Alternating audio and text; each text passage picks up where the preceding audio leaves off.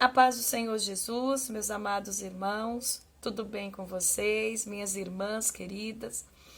A pedido da missionária Ana, da Igreja Assembleia de Deus, Campo de Carapicuíba, Ministério de Madureira, minha amiga, minha aluna de teologia. Para quem não me conhece, meu nome é missionária Elisete Gonçalves, também sou do Ministério de Madureira, aqui do Campo de Carapicuíba. Sou professora de teologia, escritora, tenho meu instituto de teologia aqui no Brasil. E a minha amiga Ana me pediu para gravar este vídeo para os nossos irmãos, para muitos amigos que ela tem na Itália, na Espanha, em outros países, em outros lugares, até mesmo no Brasil, que estão fazendo a obra missionária. A princípio ela pediu para eu gravar um áudio, mas eu estou gravando um vídeo. Eu acho que fica melhor através do vídeo. E nós vamos estar colocando este vídeo nas nossas redes sociais.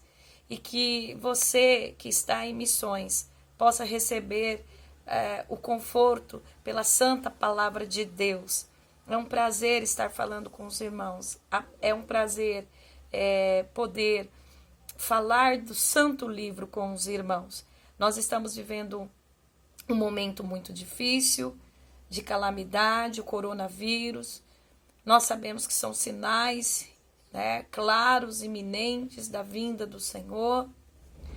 E é um momento que a igreja deve clamar. Aqui no Brasil, os cultos estão suspensos, assim como aconteceu aí na Europa. Mas nós continuamos sendo a igreja do Senhor. E eu quero deixar uma palavra para vocês. E que esta palavra alcance não só os irmãos que estão na Europa, em algumas localidades do nosso grande Brasil, mas alcance todos os irmãos. A palavra que Deus colocou no meu coração veio até de uma pergunta de um aluno meu, hoje pela manhã, e ao respondê-lo, Deus encheu o meu coração com esta mensagem. Eu quero ler em Marcos, capítulo 10, versículo 17, que está assim. Esta mesma passagem é narrada por Mateus e por Lucas nos evangelhos sinóticos. Pondo-se Jesus a caminho, correu um homem ao seu encontro e, ajoelhando-se, perguntou: Bom mestre, que farei para herdar a vida eterna? Respondeu Jesus: Por que me chamas bom? Ninguém é bom senão um que é Deus. Sabes os mandamentos? Não matarás, não adulterarás, não furtarás, não dirás falso testemunho, não defraudarás ninguém, honra teu pai e a tua mãe. Então ele respondeu: Mestre, tudo isso tenho observado desde a minha juventude. E Jesus, fitando-o, amou e disse: Só uma coisa te falta. Vai e vende tudo o que tens, dá aos pobres e terás um tesouro do céu, então vem e me segue. Ele, porém, contrariado com as palavras, retirou-se triste porque era dono de muitas propriedades. Então Jesus, olhando ao redor, disse aos seus discípulos: Quão dificilmente entrarão no reino de Deus os que têm riquezas. Os discípulos estranharam essas palavras, mas Jesus insistiu em dizer: Filhos, quão difícil é para os que confiam nas riquezas entrar no reino dos céus, no reino de Deus. É mais fácil passar um camelo pelo fundo de uma agulha do que entrar um rico no reino de Deus. Eles ficaram sobremodo maravilhados, dizendo entre si: Então quem pode ser salvo? Jesus, porém, fitando neles o olhar, disse: Para os homens é impossível, contudo, não para Deus, porque para Deus tudo é possível. Então Pedro começou a dizer: Eis que nós tudo deixamos e te seguimos. Tornou Jesus: Em verdade vos digo que ninguém há que tenha deixado casa, irmãos ou irmãs, ou pai, ou filhos, ou campos, por amor de mim, por amor do Evangelho, que não receba já no presente o cêntuplo de casas, irmãos, irmãs, mães, filhos, campos, com perseguições, e no mundo por vir a vida eterna. Porém, muitos primeiros serão últimos e os últimos os primeiros. Pai, nós nesta manhã entramos na Tua presença e pedimos ao Senhor que o Senhor, por Tua graça, fale conosco por Tua santa palavra e o Teu nome mais uma vez seja glorificado. Alcance, Senhor, irmãos e irmãs que estão no mundo, nas nações, realizando missões, ó Pai, pregando o Teu Evangelho. E que neste momento estão com os corações aflitos. Mas nós pedimos, Senhor, o Teu consolo e que a Tua palavra, Senhor, fale conosco neste momento, em nome de Jesus. Irmãos, Se vocês ouvirem algum barulhinho, enfim, eu estou na minha casa com os meus filhos. Tenho 2 filhos, graças a Deus, maravilhosos.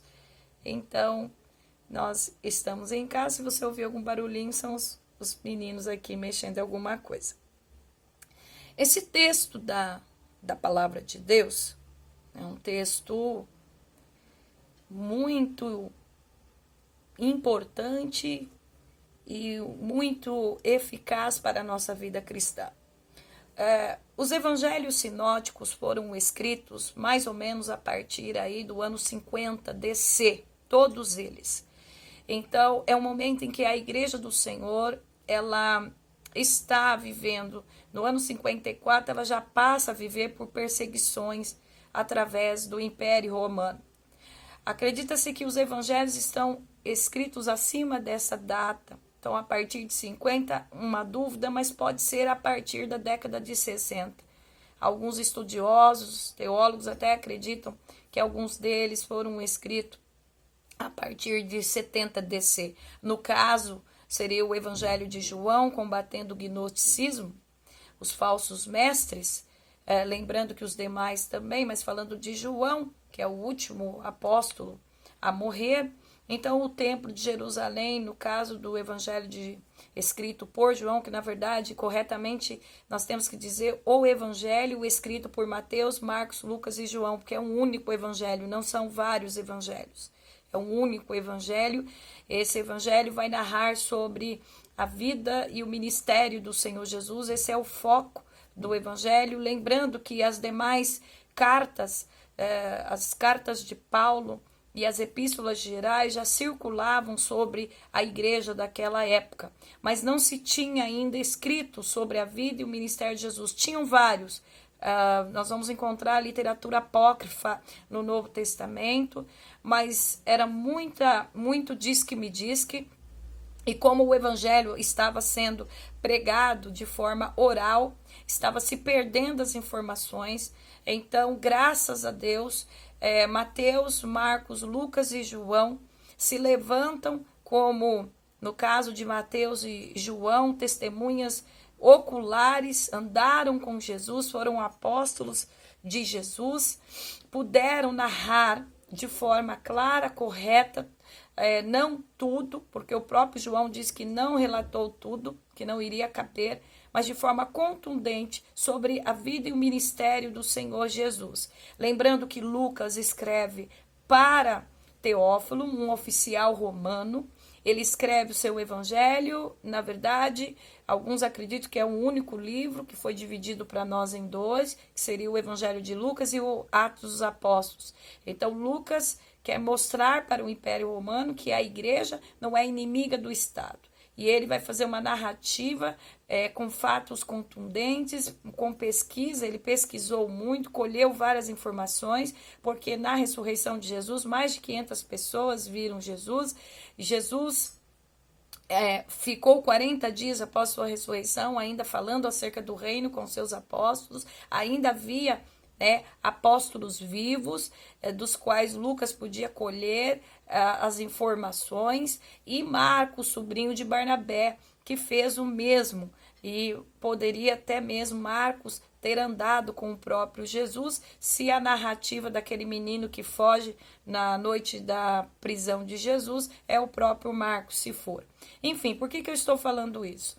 Porque os evangelhos estão sendo escritos para mostrar o foco do evangelho do reino, a pregação do evangelho do reino.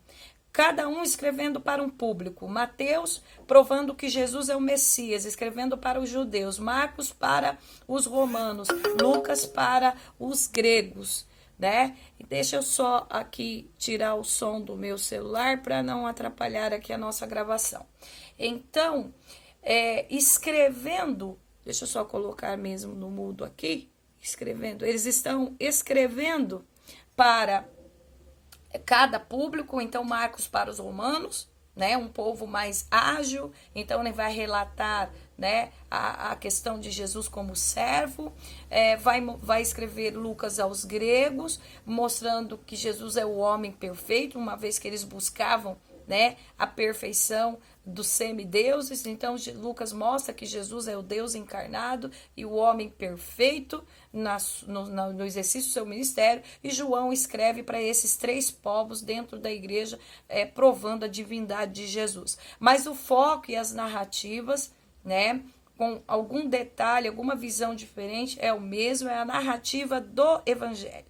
E na narrativa com foco no evangelho, eles vão narrar, Mateus, Marcos, Lucas, de um jovem que vai chegar para Jesus e vai perguntar acerca da vida eterna. Aqui é o primeiro ponto que eu quero deixar nessa palavra. Era um jovem judeu, era um jovem religioso, era um jovem que cumpria os mandamentos, que tinha convicção até mesmo de sua fé.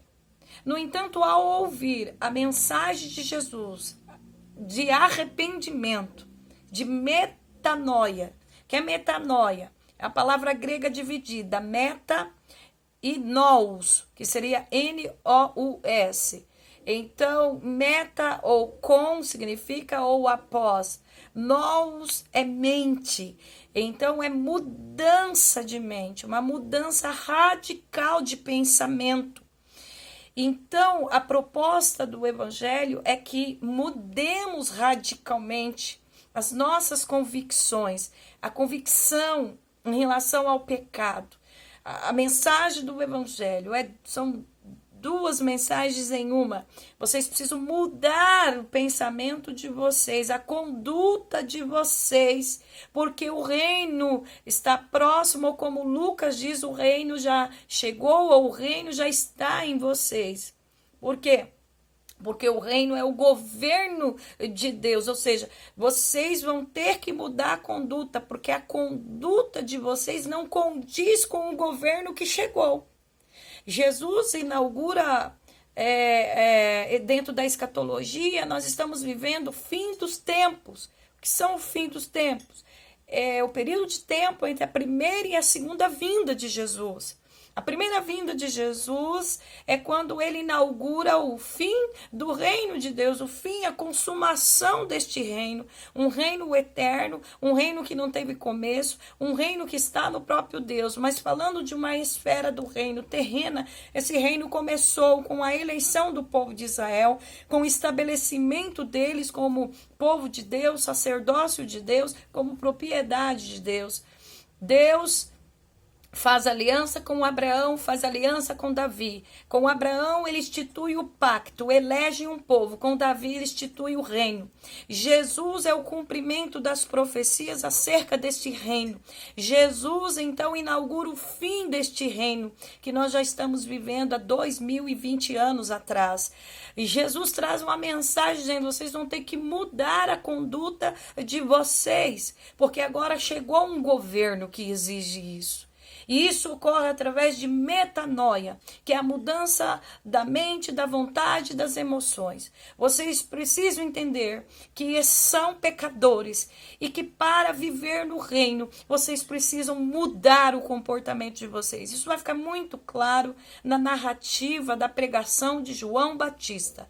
Arrependei-vos. E quando perguntaram para ele, aliás, ele é até crítico com os religiosos, falando: vocês precisam produzir frutos dignos de arrependimento. E quando perguntaram o que eles tinham que fazer, as multidões perguntaram, João Batista falou: vocês precisam ser generosos. Quando os publicanos perguntaram, João Batista disse: vocês precisam parar de cobrar impostos de forma ilícita. E os soldados perguntaram: o que a gente tem que fazer? Vocês precisam parar de ser falsos, de caluniar as pessoas e de sobreviver apenas com o salário de vocês. Por que João estava falando disso?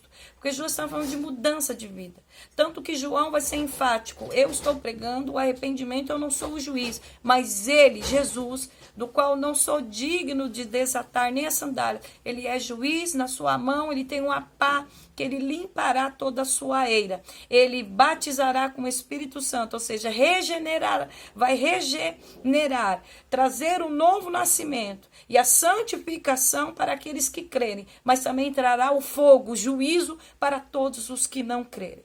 Então, esta mensagem do reino trouxe um impacto para os grupos políticos de Israel, fariseus, saduceus, essênios, zelotes, herodianos. Trouxe um impacto para a classe aristocrática de Israel, porque eles achavam que eles estavam corretos na observância da sua religiosidade. Exteriorizaram a palavra. Então, o cumprimento estereótipo, religioso, ir até o templo, orar, cumprir com os rituais. Aí vem Jesus e diz, não, vocês precisam se arrepender. É moral, é conduta, é novo nascimento, é mudança de comportamento. E aí vem toda a doutrina paulina, mostrando que em Cristo somos justificados, que em Cristo a salvação é sem mérito religioso, sem obras, sem apresentação de absolutamente nada, somos salvos pelo mérito de Cristo, mas uma vez salvos por Cristo, o velho Adão, como ele diz em Romanos 6, está crucificado, temos vitória sobre o pecado, temos vitória sobre o diabo, temos vitória sobre o mundo e podemos viver na nossa vida o próprio caráter de Cristo, a própria imagem de Jesus sendo refletida nas nossas ações. Por isso que tem o Sermão do Monte. Nós não somos salvos por obras, mas uma vez que somos salvos, apresentamos uma conduta de cidadão do reino. Então isso chocou, porque eles estavam acostumados com todo o sistema religioso. E é o que está chocando. Deixa eu abrir parênteses. Você que me ouve, porque eu quero acreditar, né? Como a minha amiga me pediu para gravar. Você que me ouve fora do Brasil. O que está chocando aqui no Brasil, o que está chocando os nossos irmãos em todo o mundo, os cristãos, é que as pessoas agora estão perdidas porque nós estamos com os cultos no templo suspenso. Nós não fomos ensinados a uma liturgia verdadeira, real e bíblica. Nós somos o templo do Espírito Santo. Nós cumprimos o reino que foi colocado aqui no Evangelho de Jesus na nossa conduta, no nosso caráter, na nossa moral. Pedro vai dizer aos irmãos da Ásia Menor que nós somos coparticipantes do sofrimento de Cristo e mesmo assim, participando de perseguições por causa do Evangelho, era para a gente obedecer às autoridades, era para a gente dar testemunho. Pedro vai falar de testemunho como marido, como esposa, como filho, como empregado. Então o evangelho não é um evangelho litúrgico, religioso. O evangelho é mudança de comportamento. Quando é que eu cumpro a religião evangélica? Quando eu sou reconhecida como discípula de Cristo. E como que eu sou reconhecida? No meu jeito de falar, de andar, de se comportar, a minha honestidade, integridade, a verdade nas minhas ações, no meu comportamento. Então, o pessoal está em pânico porque se retirou algo litúrgico. No Brasil, não sei como é que está aí, nos Estados Unidos ou na Itália, na França, enfim, mas aqui o pessoal está acostumado a muitos grupos cantarem e, infelizmente, em muitas igrejas nem dão ênfase às escrituras. É algo muito litúrgico, é algo muito religioso. E quando eles ouvem um evangelho que traz um impacto, dizendo você precisa se arrepender, os religiosos não aceitam, porque muitas pessoas de paletó e gravata, ainda nas igrejas pentecostais, ou não nas neopentecostais, mas eles se acham muito crentes, muito religiosos, porque eles vão para o culto, eles vão para a escola dominical ou não, eles cumprem 4 cultos no dia, então eles se acham, de repente, eles são confrontados, dizer, não, vocês estão errados, está faltando alguma coisa. E aquele jovem rico olhou e falou, meu Deus, está faltando o que em mim? Ao mesmo tempo, ele sabia que estava faltando, porque ele vai lá e fala, bom mestre, Jesus já dá uma nele, dizendo, bom é só Deus, porque eles estavam acostumados a seguir rabis. Desde o período interbíblico, os escribas se tornaram os doutores da lei, os intérpretes da lei. Então eles criaram o Talmud, a Misná, a Talmud, né? Eles pegaram a lei de Moisés, fizeram as interpretações da lei de Moisés e depois ainda criaram outro livro chamado Misná, das interpretações da lei de Moisés, criaram outras interpretações e outras regras de conduta religiosa, não lava a mão, não toca em sepulcro, o vestuário é assim, a oração tem que ser de voz alta nas praças. Agora você imagine você instruir seus filhos desta forma, a vida inteira, um cenário religioso, e de repente eles são confrontados com o evangelho e começam a pensar, poxa, mas quer dizer que está tudo errado que meus pais me ensinaram? Veja que quando Jesus disse para ele, né, respondeu Jesus, porque me chama bom, ninguém é bom, sabes os mandamentos? Ele vai dizer, eu sei, como se fossem assim, meus pais, meus pastores, meus líderes, exemplos dos dias atuais, me ensinaram tudo isso.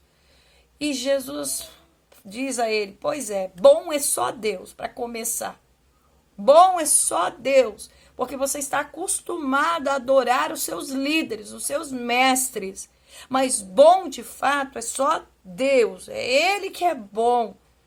E aí, quando Jesus fala para ele, você obedece esses mandamentos? Sim, eu obedeço desde a minha juventude. O texto de Marcos vai dizer que Jesus olhou para ele e o amou. O amor, por que Marcos fala isso? O amor. É porque nesse olhar de Jesus é como se Jesus falasse, meu Deus, você, apesar de você saber tudo, sobre tudo, da parte religiosa, ter decorado os mandamentos, estar oferecendo culto, você ainda não conhece a verdade. E só quem ama vai pregar a verdade, ainda que seja confrontante. Só quem ama vai pregar a verdade, ainda que seja confrontante para você. Eu quero abrir parênteses para dizer para os meus irmãos na Europa, preguem a verdade. Amem as pessoas. Se vocês amam as pessoas, vocês precisam continuar pregando a verdade. E a verdade, ela se prega com amor. Não é se intitular um profeta de uma última geração gritando, arrependei-vos com ódio, com raiva, como se a gente fosse melhor do que eles. Não, é dizer arrependei-vos chorando, sentindo a dor daquela alma que está enganada por um sistema religioso. Só o amor nos faz fitar os olhos, né? Fitar os nossos olhos nos olhos de outra pessoa e dizer, olha, você está enganado. Vai, vende o que você tem, dá aos pobres, vem e me segue. Quando Jesus mostrou a realidade que o evangelho é renúncia, aquele jovem doeu seu coração e ele tinha muitas propriedades, ele não deixou Jesus, ele não deixou suas propriedades para ir atrás de Jesus. Ele não deixou as suas propriedades para ir atrás de Jesus, gente. Meu Deus, aquilo doeu dentro dele, mas era a realidade. Você que me assiste num outro país, que deixou tudo por causa de Jesus, que largou suas propriedades, já eu vou dizer para você qual vai ser a sua recompensa. Mas para você também que me assiste e que não tem conseguido abandonar os bens materiais, não tem conseguido renunciar às promiscuidades, à carnalidade. Muita gente do Brasil aqui, amigado, pessoas caindo em adultério, fornicação, o sexo fala mais alto, o dinheiro fala mais alto. Com todo carinho, porque eu estou pregando isto com amor, irmãos. Mas é a verdade. Na Europa, o que fala, quem é o Deus, se chama Mamon, é o dinheiro. Há uma frieza muito grande. A Europa foi o berço do evangelho. A reforma protestante, os 5 solas. Meu Deus, Deus levantou grandes avivadores. John Wesley, Whitefield, um arminiano e um calvinista juntos, pregando o santo evangelho. Spurgeon, o último príncipe dos pregadores. Antes, o John Owen foi um grande pregador puritano. John Bunyan, que evangelizou toda uma cidade. Jonathan Edwards, que incendiou antes da reforma, depois da reforma, uma das maiores pregações, pecadores nas mãos de um Deus irado. Homens que morreram, homens, né, lá na Reforma, Lutero, Calvino na Genebra.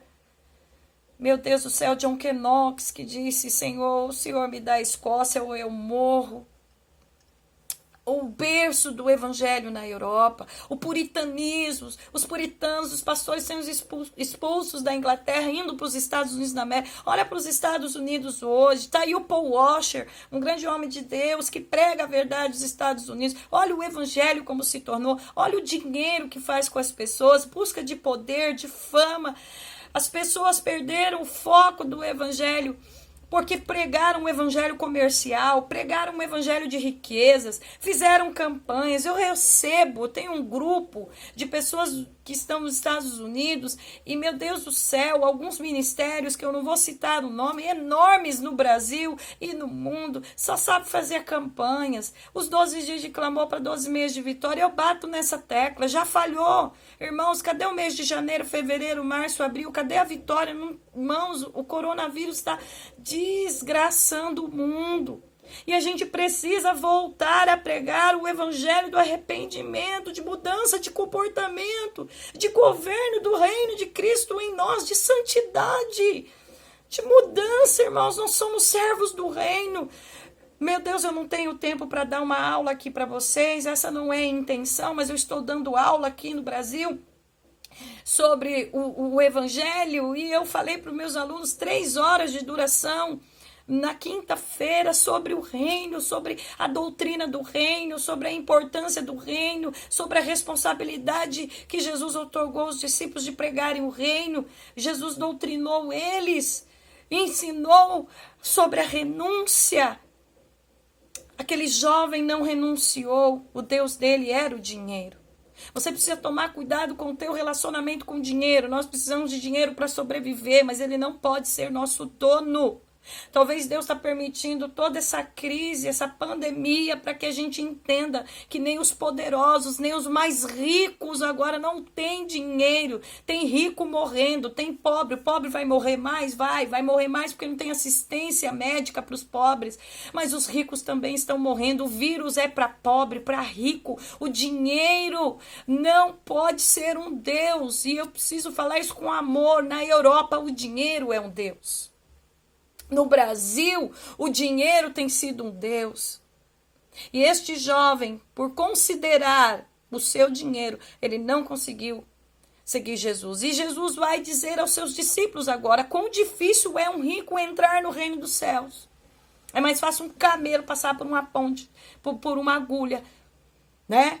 Alguns estudiosos, eu como sou teóloga, a gente sabe, né? Existem algumas interpretações sobre esta passagem, se era uma porta que um camelo tinha dificuldade de passar, ou se era literal o que Jesus estava dizendo. Eu acredito que era literal mesmo.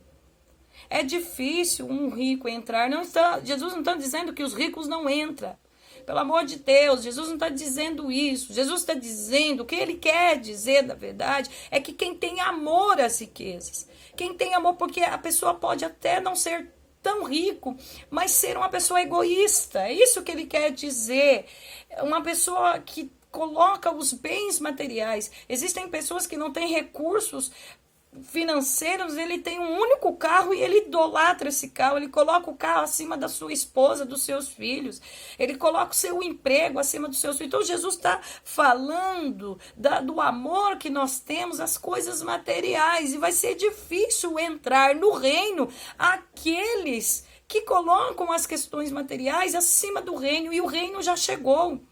Esse reino, quando os evangelhos, ou o evangelho escrito por Mateus, Marcos, Lucas e João, fala sobre o reino, é um reino que já está presente, é um governo, nós somos cidadãos do céu aqui na terra.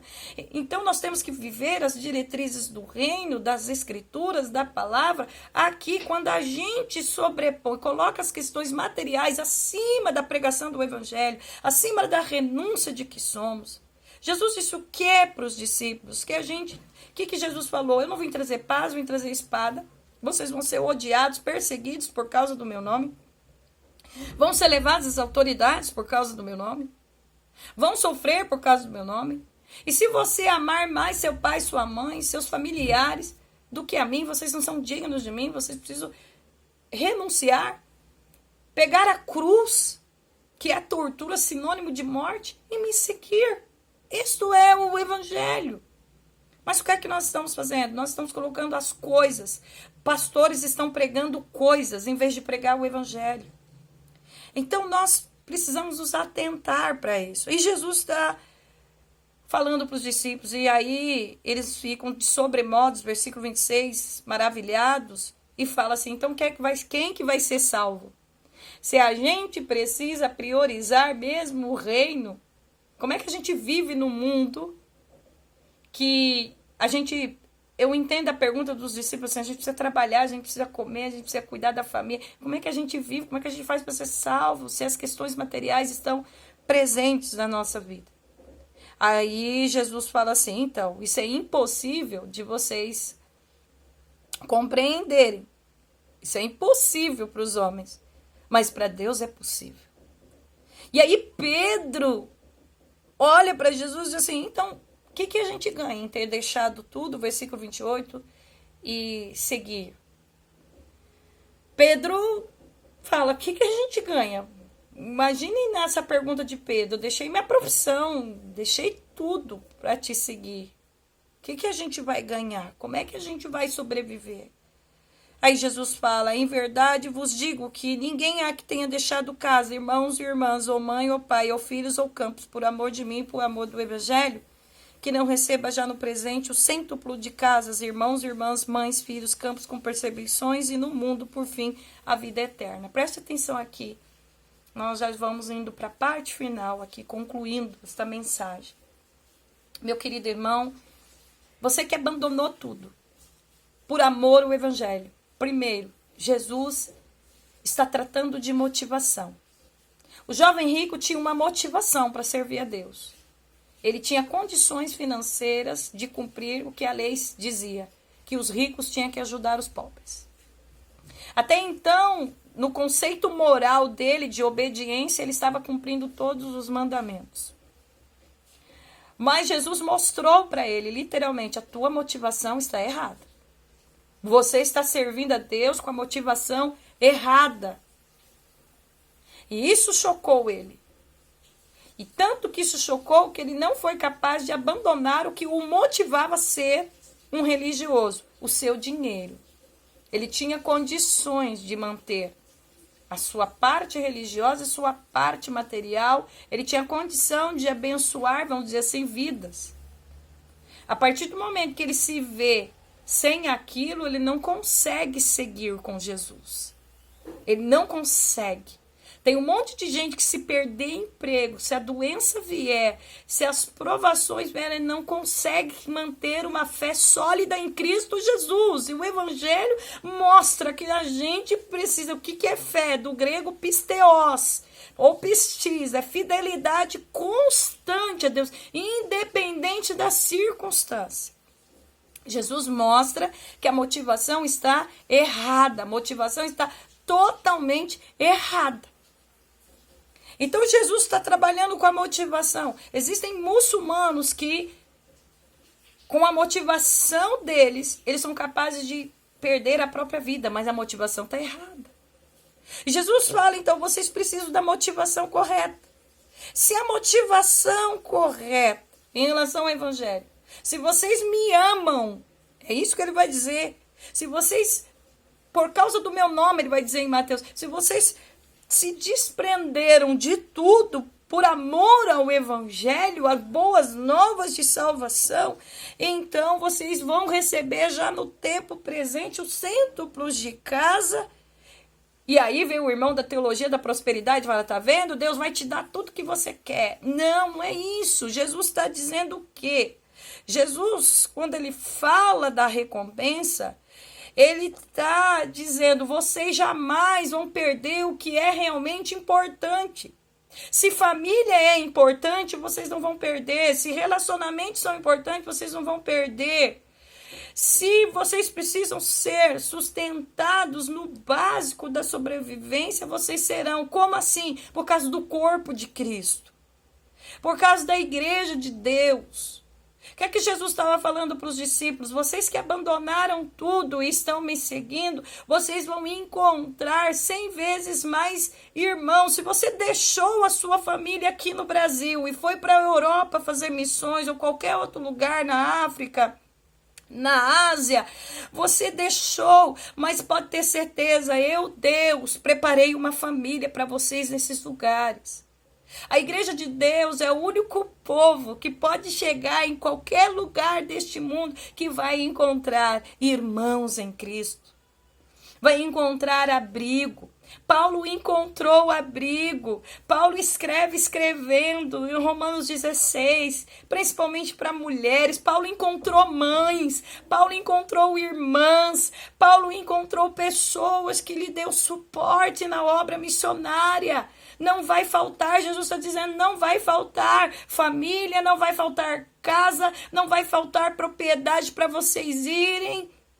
Não vai faltar perseguição, versículo 30, vocês vão ser perseguidos, mas por fim de tudo isso, a recompensa é a vida eterna. E eu quero deixar isso para você que está me ouvindo nesta manhã, não sei se você vai ouvir de manhã, de tarde, de noite, nós temos fuso horários, não sei, os irmãos no Brasil, os pastores honestos, íntegros, que estão tristes, dizendo, e agora? A gente deixou tudo, a gente abandonou tudo, e as missionárias, as irmãs, as mulheres guerreiras que Deus tem levantado no reino, e agora, o que a gente faz? Jesus está dizendo, você deixou tudo? Eu preparo família para você. Você deixou tudo, eu preparo um amparo para você. O Sermão do Monte diz, não estejais ansiosos sobre as questões desta vida. As aves e as flores são sustentadas por mim. Nem Salomão se vestiu como as flores do campo. Eu sei o que vocês necessitam. Eu sei das vossas necessidades. Se vocês buscarem o reino, cumprirem a pregação do reino, se vocês forem pessoas arrependidas, se vocês produzem frutos dignos de arrependimento, se vocês são habitação do Espírito Santo, se vocês vivem uma vida santificada, se vocês são honestos, sinceros, se vocês são habitação do Espírito Santo, se Cristo está nas ações de vocês, se Cristo habita em vocês, se o pecado não reina mais, fiquem em paz. Vocês estão no reino e todas estas coisas eu acrescento, as coisas básicas de sobrevivência, eu preparo irmãos. Além do que quando Jesus estava para ser crucificado, o Evangelho de João 14 registra que Jesus diz aos seus discípulos, vocês não vão ficar sozinhos. Eu vou para o Pai, mas o Paracletos, o ajudador, o outro consolador, a palavra outro no grego é allos, aquele que é da mesma essência, vai estar com vocês. Você, meu irmão, minha irmã que me ouve, neste momento difícil de pandemia mundial, você não está sozinho. Você tem um consolador, você tem um Deus que prepara família, que prepara relacionamentos, que prepara o alimento, o vestuário. Você tem um Deus que cuida das suas necessidades. É isso que Jesus está dizendo. E por fim, a recompensa maior, mais gloriosa, a vida eterna, garantida, garantida. Porém, muitos primeiros serão últimos e os últimos primeiros. Por que Jesus está dizendo isso, né? Porque muita gente que conhece o Evangelho vai se perder no meio do caminho. Mas vai ter muita gente que vai ouvir o verdadeiro Evangelho e vai compreender e vai chegar na eternidade. Meu irmão, não desista. Você que está nos Estados Unidos, na Europa, na Espanha, a Ana falou para mim que tem gente na Espanha, tem gente aqui no Brasil, em Angra dos Reis. Não pare de pregar o Evangelho. Estamos vivendo sinais da vinda de Jesus, mas não pare. Não abandone, há um consolador, há um Deus que te sustenta. Existem irmãos e irmãs na face da terra. Deus há de preparar pessoas, ajudadores, cooperadores do reino. Eu tenho uma promessa. Estou aqui dizendo, eu tenho uma promessa evangelística. Deus disse que eu vou a muitos lugares ainda. E eu sei que eu vou precisar de me lembrar dessa palavra, desse amparo. Porque eu sei que vai ter dias que eu vou ter que deixar meus 2 filhos. Para quem não sabe, o pai dos meus filhos morreu há 9 anos atrás. Eu caminho criando meus 2 filhos, uma moça que tem 22 anos, um menino que tem 16 anos. Eles perderam o pai, a Gabriela tinha 14 anos, o Daniel tinha 7. E eu sei que vai ter momentos que eu vou ter que deixá-los para poder ir, e eu vou ter que me encontrar nessa palavra, encontrar irmãos, casas que estejam abertas para me receber, para que eu possa pregar o evangelho. Não vai faltar, Jesus está dizendo, não vai faltar discípulos. Não desistam. Não sejam materialistas. Não pense que o dinheiro pode comprar estadia, hotéis caros para vocês pregarem o evangelho. Não. Vocês vão pregar o evangelho porque eu levantei uma igreja solidária. Vocês vão ter irmãos, vocês vão ter famílias. Eu quero acreditar que quando um dia eu for aí para a Europa, eu possa encontrar mães. Meus pais faleceram, irmãos, há muitos anos. Eu sou uma pessoa marcada por tragédias, por mortes da família. Não tenho ninguém. Deus levou meu marido. Mas eu encontro consolo aonde? Nos meus irmãos, nos meus amigos. Então, eu quero acreditar que quando eu for pregar o evangelho, eu vou encontrar mães, pais, irmãos que não são de sangue, mas são a pátria. É isso que Paulo escreveu aos Efésios, que a cruz de Cristo tirou toda a nossa separação e nós formamos uma única família. Então Deus preparou uma família, então não desista. Você que me ouve, eu não te conheço, mas eu estou aqui no Brasil orando por você. Eu moro num apartamento pequeno, mas se você vier para o Brasil, não tiver ninguém, nós vamos estar aqui com os braços abertos. Nós podemos nos unir, contribuir, darmos ofertas. Nós somos o corpo de Cristo e nós vamos continuar pregando o evangelho e, por fim, nós vamos ter a vida eterna. Glória a Deus, vamos ter vida eterna. Essa é a nossa maior recompensa. Esse é o nosso galardão. Essa é a nossa maior vitória. Estar para todo sempre com o nosso Senhor e Salvador Jesus Cristo. Que Deus abençoe você. Um abraço. Depois que a Ana enviar este vídeo para vocês, eu vou falar para a Ana dar o meu WhatsApp para todos vocês. Porque eu quero conhecer você, meu irmão, que está aí na Itália, que está na França, que está na Espanha, que está vivendo um momento extremamente difícil, como nós aqui estamos no Brasil. Mas nós somos o corpo de Cristo. Não te conheço, mas te amo em Cristo Jesus. Te amo em Cristo Jesus. Que o Senhor te fortaleça, te guarde. Que o Senhor te proteja. E que você continue, em nome de Jesus, pregando o evangelho dele. Amém? Deus abençoe vocês.